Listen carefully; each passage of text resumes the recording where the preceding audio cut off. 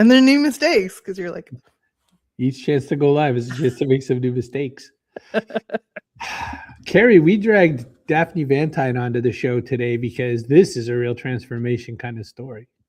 we love strange career journeys, us like nonlinear career journeys. I'm always on the lookout for that. So our guest today left tech sales at age 27 to pursue a full-time career as an artist. So what I loved about Daphne and why I invited her on is because she doesn't just make it look like, oh, I've gone to my artist studio, I ascended and everything is perfect. She talks about the messy middle part and the sacrifices she's made to explore this new career. So that's why we're excited to have her today on the Backpack Show. And leaving tech sales at 27, that's just, everything's just starting right then. So we've got to ask some questions. Hi everyone, Tim Kitzrow from NBA Jam and NFL Blitz, welcoming you to The Backpack Show. Your hosts, Chris Brogan, Kerry Gorgone, Boom Shakalaka. Backpack Show. Who'd you look at today? I looked at race car guy, the NASCAR guy in the car. Ryan Preece. I looked at Jesse Bailey.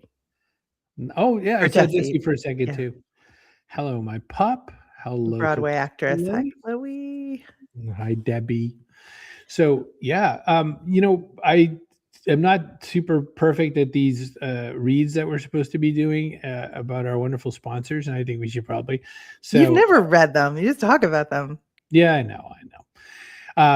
One of our sponsors is Chloe Forbes Kinlan, and she's got a really cool Notion starter kit that goes with it. Chloe's been a friend of ours and a friend of the show forever.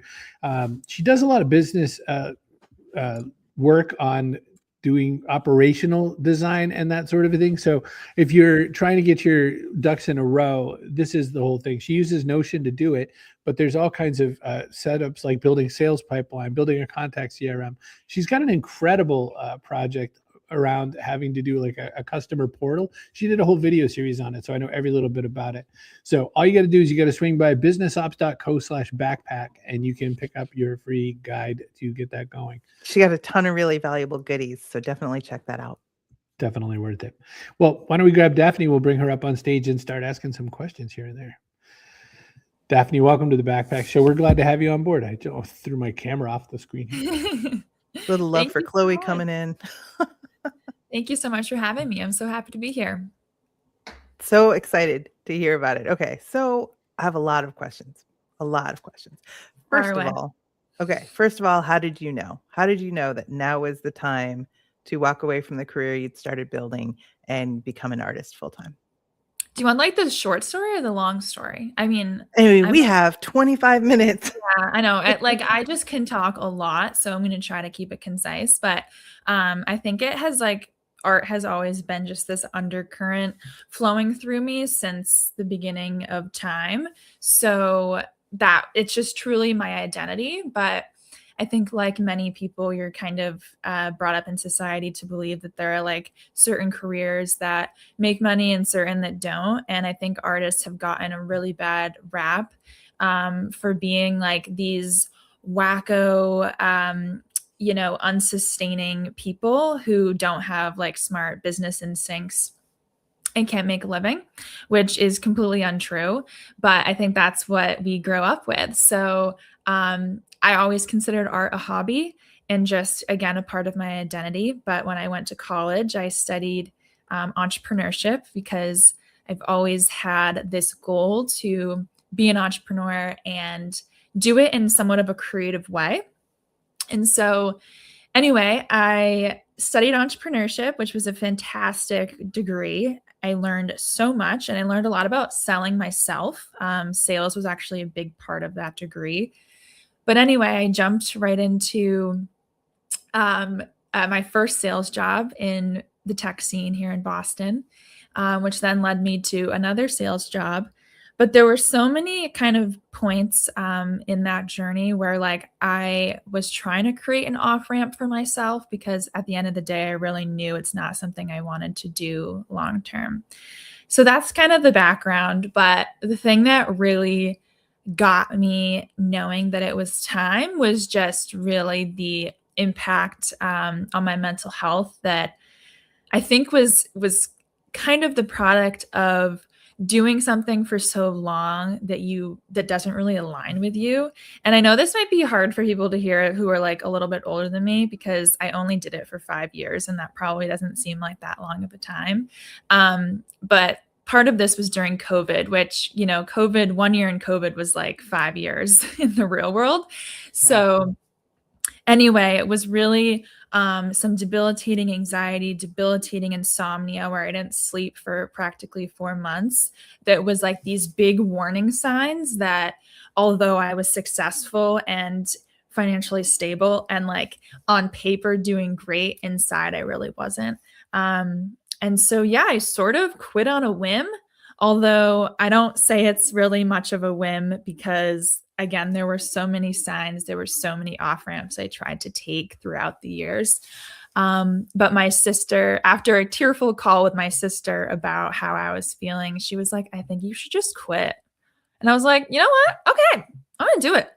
And I quit. And that started kind of a sabbatical that I had taken to just say like, okay, I'm going to figure out what's next. But then that like kind of devil on my shoulder was like, but you want to do art, don't you? Like, why don't you just try that? And yeah, I just kept listening to that. And here I am, like, I think 2.5 years now since I quit. And like, I am so happy that I did what I did, because I'm like now building a life that I really love. So it was all kind of worth it.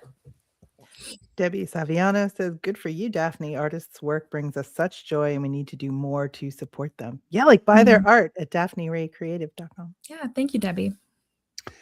My first question that comes right to mind, though, is the distance between your sister saying you should just quit and then you going right to a sabbatical. What kind of safety net did you have at all? What kind of ramp did you have? Because quitting is a privileged opportunity. Like if you don't get rent and or food in the next month, then quitting is a lot, less sexy. So what did you do in that regards? How are you set up to be able to do this choice? Yeah, I don't want to like romanticize like quitting at all, like being impulsive, because I think I was very lucky. Like I had a lot of luck and a lot of privilege to be in the position I was in at the time. I had a really fantastic career in sales. Although it was short, it was very lucrative and I did really well.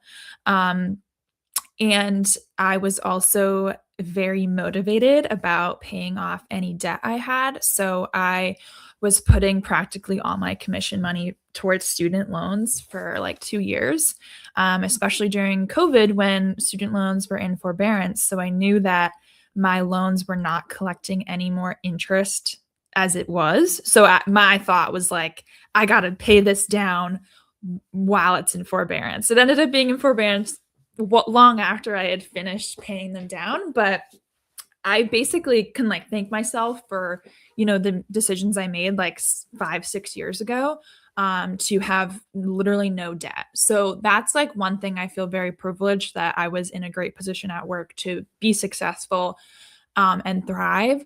So I had But also you spent the money responsibly, Daphne. So give yourself credit for that, because plenty of people would have been like, I'm going to buy a car I can't afford and there's nowhere to go in COVID anyway. Yes. Order stuff online, furnish my apartment. So yes, living below my means is something I'm consistently reminding myself of. I'm a big thrifter. My vest and shirt is all thrifted. I actually sew a lot of my own clothes. So like these are things I love to do and I would do no matter if I had money or not. But yeah, like it's definitely in my nature to not be overspending. And so it was kind of like a perfect storm, honestly, where like I had done so well leading up to my quitting of the job that I was like, okay, I don't actually really need to worry about money for like at least a year. So like I'm good. And yeah, so that's where that difference in time made it more comfortable. Can we talk about the type of art for a second? Because it looks almost like watercolors, but with texture and depth. Yeah. Yeah. So the paint I use is called gouache, Gouache. And gouache has been used for hundreds of years. It's technically an opaque watercolor. So anytime you see someone refer to opaque watercolor, they're referring to gouache. And it was often used by illustrators, especially long ago. Like there are master painters that you see at museums that have works in gouache. But it affords itself a lot more of a thick consistency. So to me, it can kind of feel almost like milk a little bit. Like it has that like opaqueness of like whole milk. Ooh, like painting with pudding. Kind of, yeah. So yeah, just it makes it a lot more vibrant. It's a lot less transparent than watercolor. It's really wonderful for layering. So it's a great mix. What people often say, it's a great mix between like acrylic and watercolor. Yeah, because with watercolor, you build from light to dark. You basically the whole time you have to start with the highlights and then preserve the highlights and make sure everything's taken care of. With gouache, you can kind of put the midtones, get your shadows going, then you can put your lights on after the fact. Yes, that's exactly what I do. So you can kind of mix between the two, but preserving, like even just preserving the paper to be white. You don't need to use white paint. You just have the paper. So yeah, that's a great way to describe it, Chris. How do you manage to drum up business as a new artist? Oh, so I think the most, I mean, I'll be honest, like online sales are really like hard to come by for me. So drumming up sales really is about showing up in person to art markets. So if you live in the Boston area, you might be familiar with like markets in the South End at the SoWa market, which I haven't done in particular, but it is just kind of your typical sort of art festival daily market or weekly market rather. So things like that, there's a lot of organizations in this area that run those recurring markets. So that is something that I did a lot. Yeah, that's pretty much it. And that's what's kind of frustrating about building an art career is that when you don't have like a digital marketing background, it's really hard to stand out online and know what to do. And so showing up in person is really important. Also because a lot of people want to see it in person and they're not really buying art necessarily online unless they already know the artist or they've bought their work before. So that's kind of a double-edged sword of being an artist is that in the beginning, at least, there's a real need to schlep yourself out and bring out your tent and your table and all this other stuff despite the elements. So that's kind of how I've done it so far. Do you do pop-up markets and stuff? Yeah. So it's all pop-ups for the most part. I have for the last 2 years done like a week-long, like semi-permanent pop-up that was in this, I call it like a shed. It's basically a shed, but it's like an e-commerce, or sorry, it's like a retail-enabled turnkey box that is run by a local organization who connects artists to like short-term retail opportunities. So between that and those tented markets, that's what I've done mostly. Those popped up all over the place. Newburyport, which isn't too far from where we are in the northern part of the state, has the same kind of shed thing where you can plug into those. So then that becomes, especially with your entrepreneurship background, that becomes kind of the math of the whole thing, doesn't it? Like you've got to make your table, but just making your table is breaking even, and then the gas and everything else. Then you've got to get X number of sales over it for it to matter. And if you're not getting your online sales, that does, raise the question, like, is it just a volume game for you? Like, how are you getting your numbers to match what you need them to be by the end of every year? Yeah. So that's a great question. That's something I want to change. Or I want to be less reliant on is those in-person markets. So yeah, it does really become a volume game. So you really want to be choosing markets that, get good foot traffic, attract the right clientele, have good marketing, and they're set up by like a strong organization. But you are so dependent on the weather. And last year was a very rainy year. And so there were multiple days where I just sat under a tent in the rain for like 8 hours and made like $200, which is a really tough pill to swallow. So there's a lot of days like that, unfortunately. But there's also some amazing days where I walk away with $2,000 and feel like on top of the world. So there's certainly a lot of ups and downs there. But to answer your question, like, how are you kind of making this work? What I have done is found other ways to supplement and like build new revenue streams.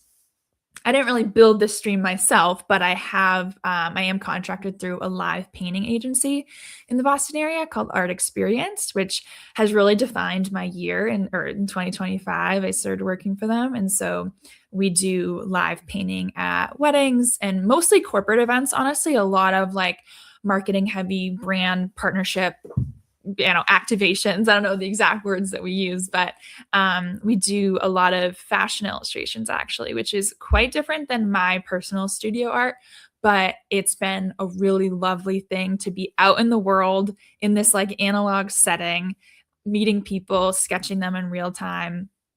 And not having to pay to show up and not having to sit under a rainy tent. So the answer is like diversifying and finding other ways to make money. And also wholesale is another one that I'm going to be stressing a lot in my personal business this year, is building a lot more wholesale relationships so I can sell to like gift shops and other like local businesses to resell my greeting cards and prints. Now, this is not going to be sexy, but I'm going to ask it anyway. So you're running a business as an artist. Are you like deducting the cost of your paints, your studio space, the table that you bring to all these festivals? Like, how's that business structure working? Yes. I am very critical when it comes to keeping track of expenses. And this is definitely from my mom, who's an interior designer and has run her own business for her whole career, where she was like, keep your receipts, keep track of everything, track your mileage, your gas, everything. So yeah, I'm deducting my second bedroom in my house, or my apartment, which is my studio. So this is like considered a business, or I can deduct part of that. But yeah, any materials, marketing fees, fees to attend festivals, to hire an accountant or other professionals to help me. So yeah, all of that is being vigorously tracked, so I don't have to pay as much taxes. No questions, Chris. Chris hates I that always stuff. have questions. But I also was going to make note of the fact that somebody got married. Yes, I did get married. That raises some questions, because as a business owner, you now have to filter in this whole thing with the relationship and how that works. And does that change any of the way of the projection of your business, as far as like, you have to agree to things in a partnership that wasn't there before. So how does that change things? Honestly, I might get emotional here, but my husband, Mark, has been like so supportive. Like he has never once questioned any decision I made. Like when I quit, to be honest with you, I don't even know if I necessarily really like consulted him or ever considered that he would like have an opinion on that, because it's my life. We weren't married at the time, but we weren't even engaged at the time.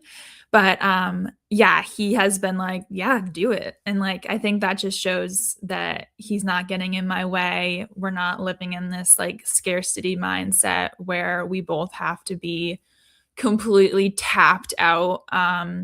And yeah, so it really hasn't changed anything. And so I think having a really supportive partner that like believes in you and is like, yeah, like, I'll carry a little more weight in the meantime, to make us both happy. So.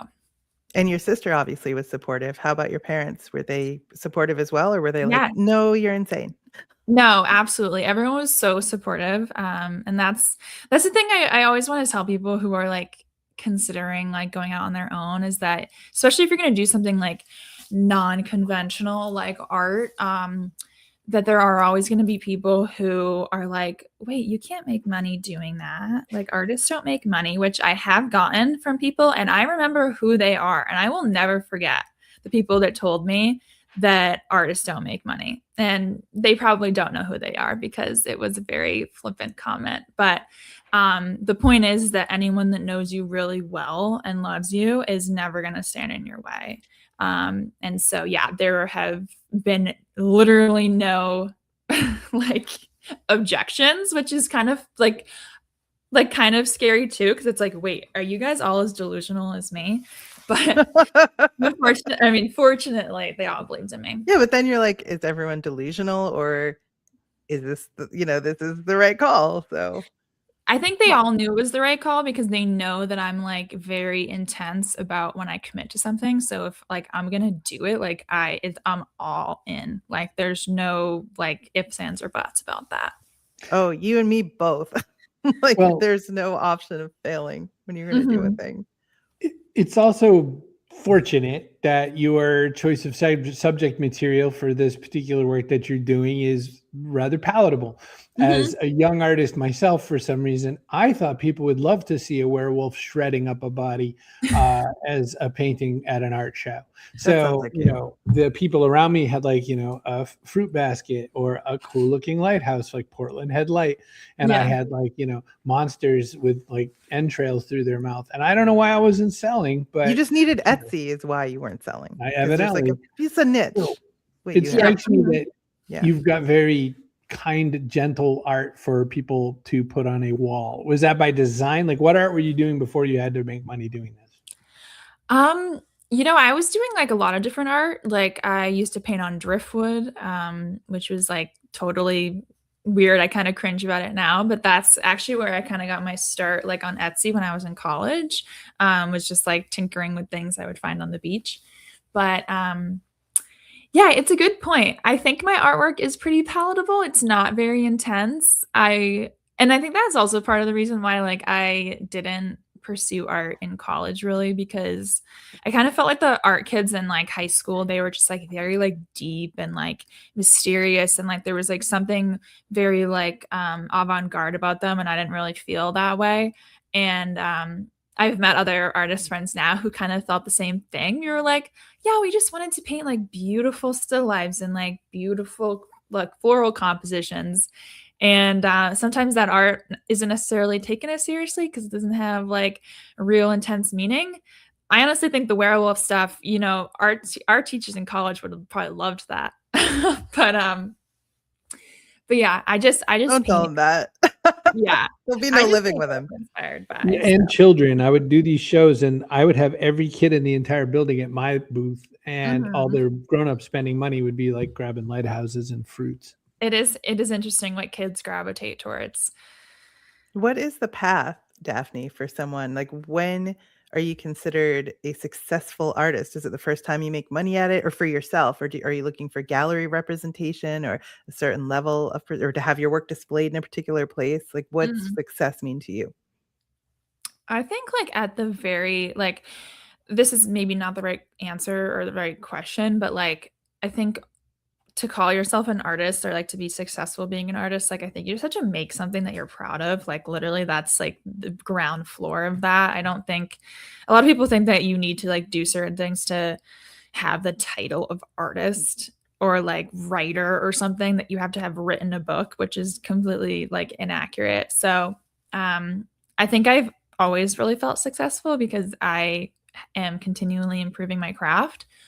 But from a practical standpoint, I think success looks like being able to make art, being able to like pay my bills between making art, live painting. And I'm also a dog walker. I have a dog next to me right now who is absolutely passed out on the floor.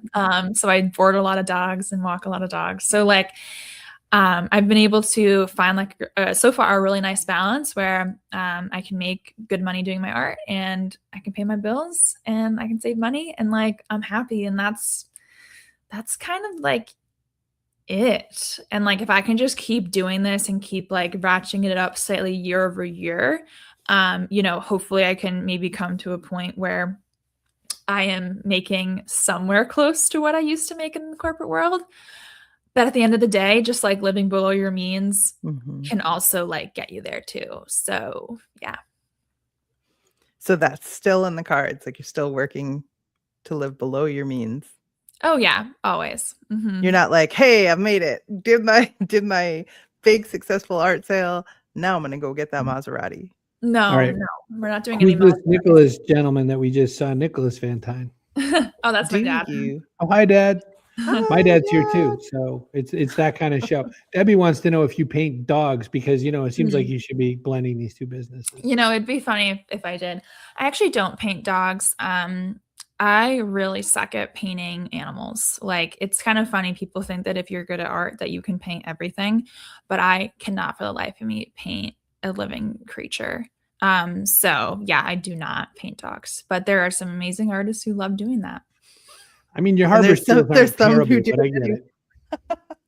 There's some people who paint dogs anyway, even if they Yeah, probably there are shouldn't. people do it anyway. Your True. harbor seals, are your only animal I saw in your whole. That is the only one. And that's one of the first things I did right after I quit. And it's funny because only the Nice. kids really like that print.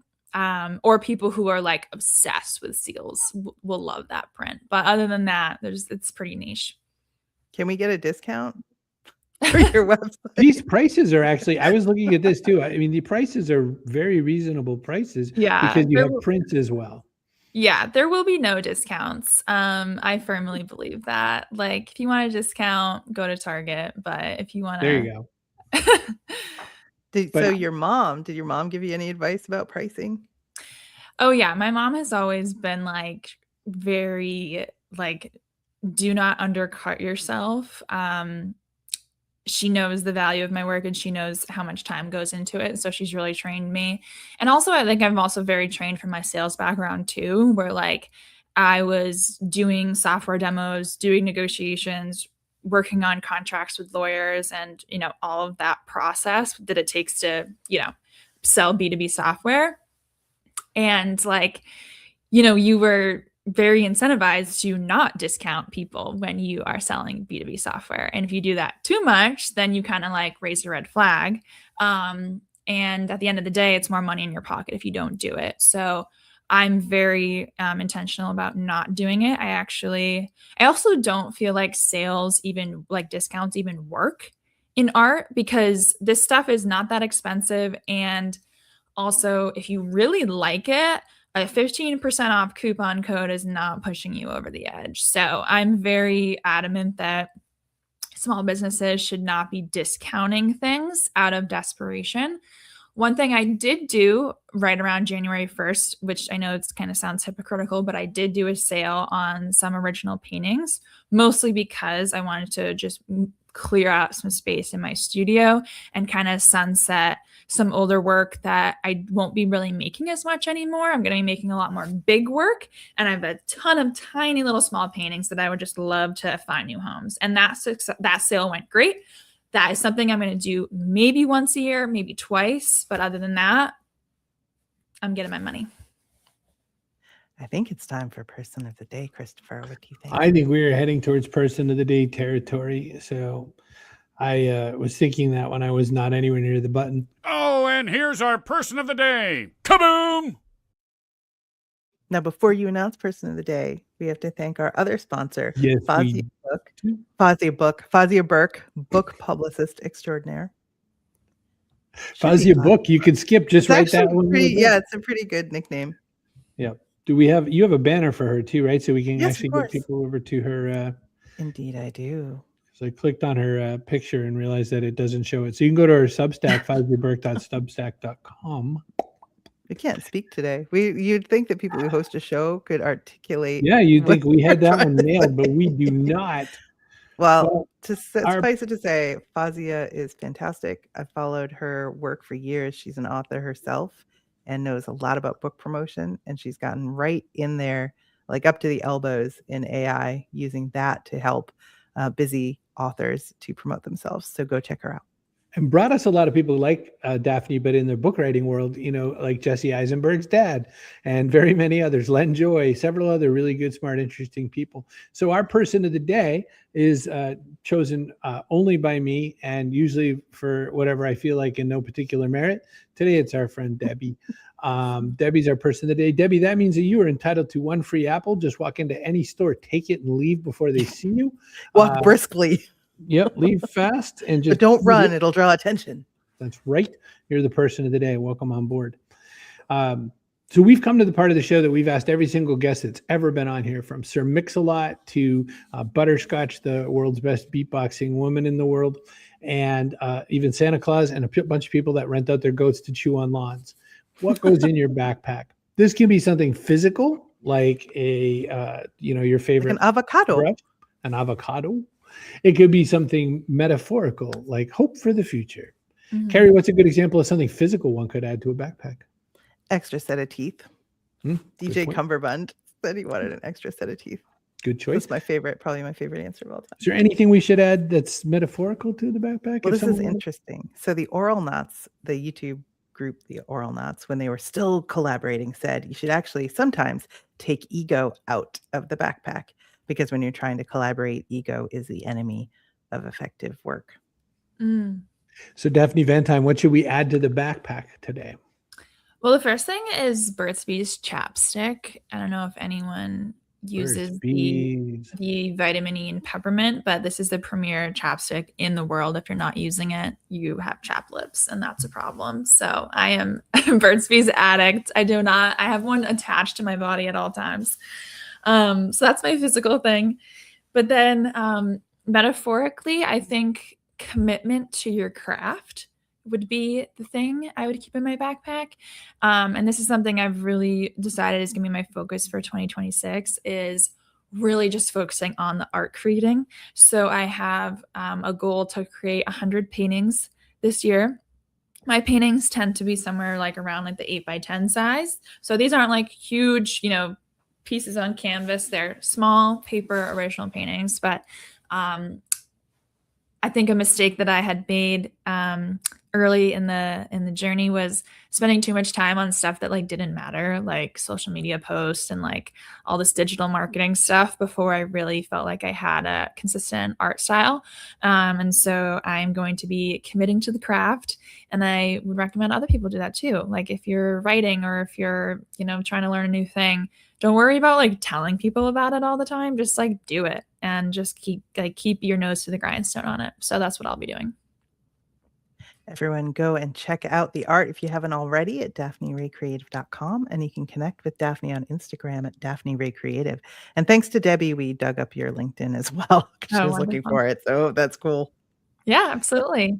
Well, I will say that one thing that this reminded me of is there was a time my grandfather was a candy salesman, and the way that he committed to his craft was kind of unique.